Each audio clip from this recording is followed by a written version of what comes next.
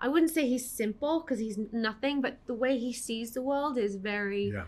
And Beth loves that about him. She just he will protect her with all his might. And it's hard to determine what can be shared, even from Rainwater's perspective, without feeling that you're going to spoil it, for the fan base. So this is the hill we die on. I'm ready. He will ruin this family's name. You destroy me, you destroy yourself. I took all the risk, and I took it for you. Don't miss the epic return of Yellowstone, Sunday, November 10th at 8, only on Paramount Network.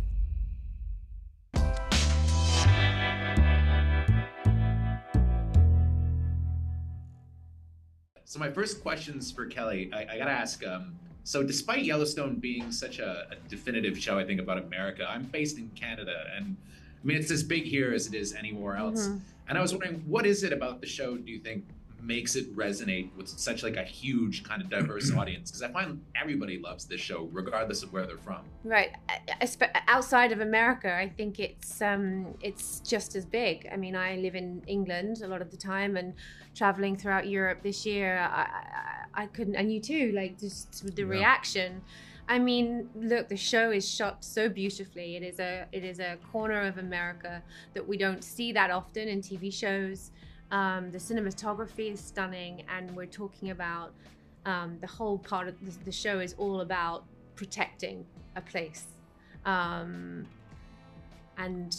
we get to be on the side of these people trying to save something that's worth saving. So hopefully we understand why it's worth saving, and then you're hooked, I think. And then just how beautifully it's written. Yeah.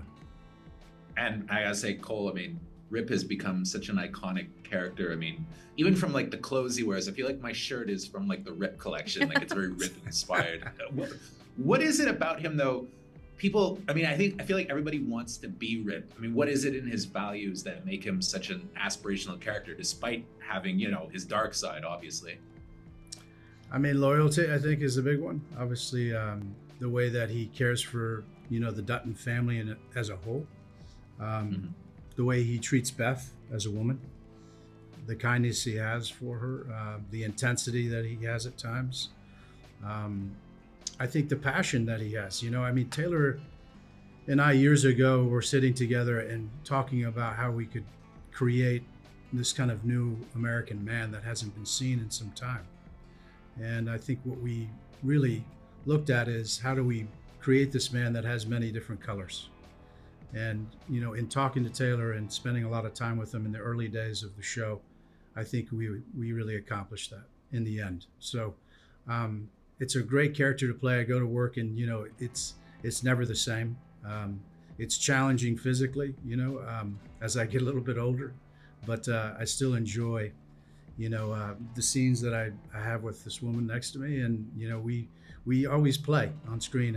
And I think for me as an actor, it's been fun to have that connection with Kelly throughout the years, and also with Luke Grimes and all the bunkhouse guys. I mean, there's a lot of different facets to Rip's world, and whether it's John Dutton, Beth, and the bunkhouse. So it's been a great ride that way to have those opportunities.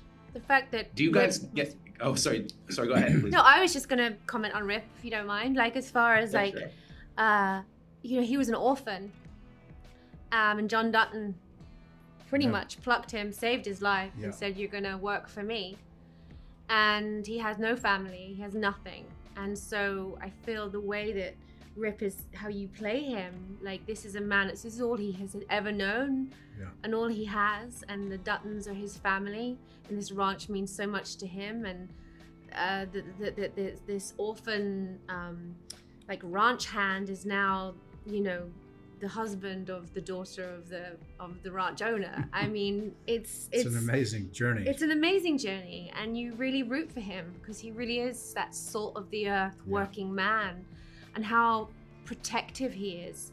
I wouldn't say he's simple because he's nothing, but the way he sees the world is very. And Beth loves that about him. She just he will protect her with all his might.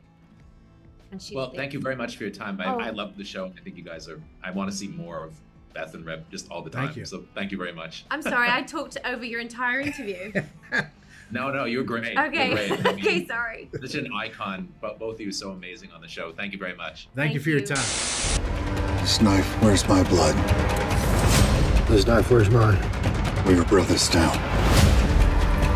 So we getting in this fight? We can figure out who to fight and how to fight. Hey, Gil, I'm such an honor to talk to you. I'm such a huge fan of yours as an actor, and I think you're so good on the show. It's great to talk to you. Oh, good to talk to you. I don't know why you look so familiar. I've interviewed you a few times before in the past Yeah. for the show. Yeah, and it's always a pleasure.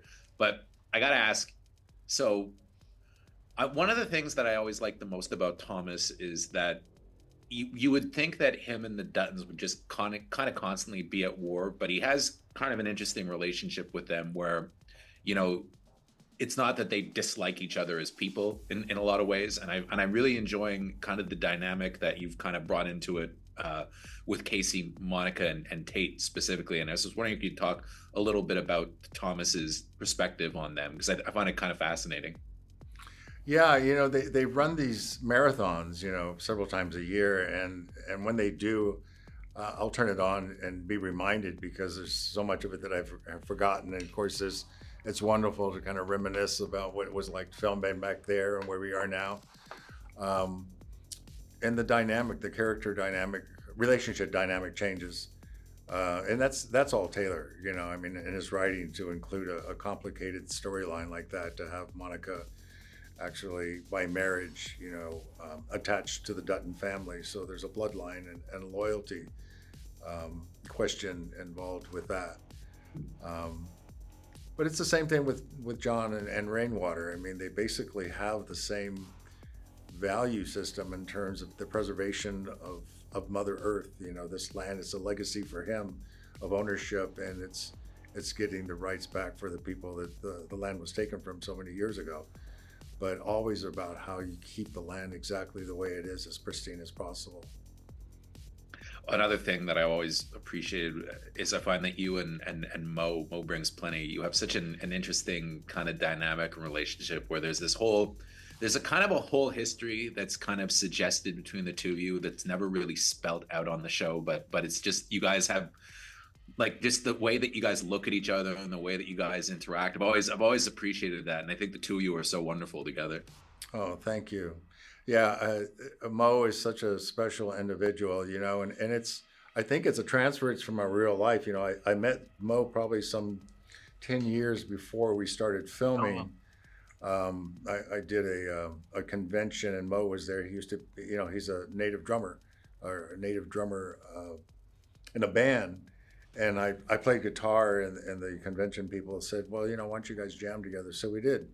We did a cover of Stevie Ray Vaughan tune with native drums. Wow. And that was our encounter. So he's always been an inspiration, because he grew up on a reservation. He brings so much of the knowledge of an elder at this point, you know, of culture and community and ceremony, just as much as he does in the show. So I think his real life just really transferred over to the show. And what can you tell me about where Thomas is heading this season? Because I mean, it's kind of shrouded in mystery, all things considered. But I'm curious to see what. I mean, can you tell me anything? Well, you know, it's so anticipated, you know, and for us too, as the actors, not knowing what the storyline of the other characters are. So it feels like we're right there sitting with the audience, you know, and this great anticipation of what's going to develop, you know, and it's hard to determine what can be shared, even from Rainwater's perspective, without feeling you're going to spoil it, you know, for the fan base. So we want to keep that. No problem. I understand. I'm looking forward to watching it on Sunday night. I'll be tuning in, as will everybody else, I assume. But it was wonderful to talk to you. Thank you very much for your time. My pleasure. Thank you.